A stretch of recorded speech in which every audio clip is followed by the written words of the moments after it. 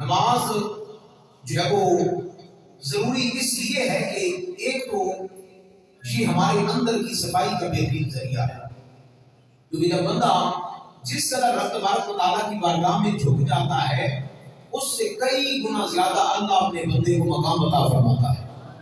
اور علماء فرماتے ہیں کہ بندہ رب کے قریب تب ہوتا ہے جب بندہ حالت سجدہ میں ہوتا ہے۔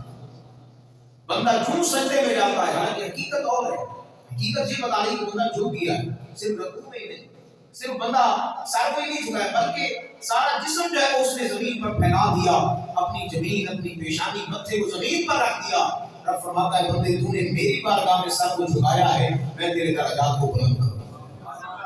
بندہ حالت سجدہ میں رب کے سب سے زیادہ قریب ہوتا ہے۔